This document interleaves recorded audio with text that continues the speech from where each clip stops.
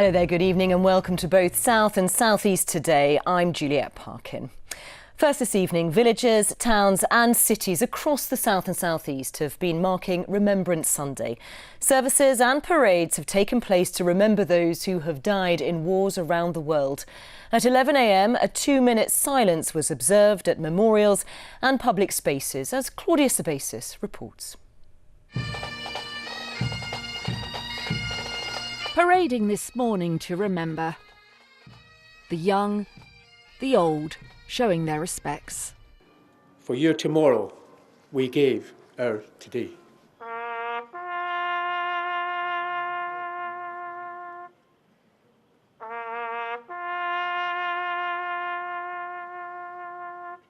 Eddie Braillard laid a wreath for charity Combat Stress. It was started after the First World War by a few ladies that realised that servicemen were coming back, not the same as they went. Bella is a PTSD assistance dog.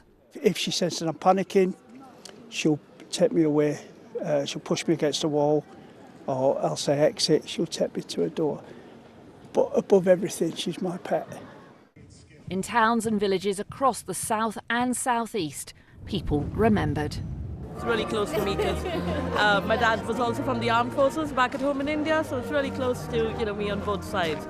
Dad's here today, he's 90, and they've both served, both my dad and my husband, so very, very proud. Everyone comes out, everyone wants to show their respect, pay their respects, and it's nice to see so many old, all the way down to the young children, to pay their respect, and we just got to keep it moving and keep it going like that. We don't ever want to forget. Age shall not weary them, nor the years condemn. At the going down of the sun and in the morning, we will remember them. As time goes on, we've now coming into Second World War veterans leaving us. We've lost a few this year, and so we need to keep a remembrance going, not only for them, but people that went before them in the First World War and every conflict since the Second World War up to present day. Today, the sun shone as people remembered courage, sacrifice, service. That was Claudia Sabasis reporting. A woman is in a life-threatening condition in hospital after being hit by a car that didn't stop in Wiltshire. It happened in the early hours of Saturday morning at a business park in Swindon. Police say it's possible that the driver is unaware they have struck someone and are appealing for witnesses. Well, meanwhile, 2 drivers have been taken to hospital after a collision on the A27 in Sussex, in which one of the vehicles caught fire. Emergency services were called to the carriageway at Berwick near Polegate at 7 o'clock this morning, and one of the vehicles was badly damaged. The road was closed for vehicle recovery and cleaning and reopened at 10 a.m. A Dorset MP says he's pleased to have been let back into the Labour Party after rebelling against the government's welfare reforms. Neil Duncan-Jordan, who represents Poole, was among 4 MPs to have had the whip withdrawn in July and sat as an independent. A Sussex MP is warning of an environmental catastrophe after large quantities of plastic pellets washed up on a stretch of beach. The pellets, thought to be bio-beads, have come ashore in Camber, according to Rother District Council. They are commonly used in wastewater treatment plants. The area's MP, Helena Dollimore, has written to Southern Water asking them to share any information they have about where the beads might have come from. The water company says they are supporting the clean-up and working to investigate the source, while environmental campaigners say they want people on other beaches to keep a lookout.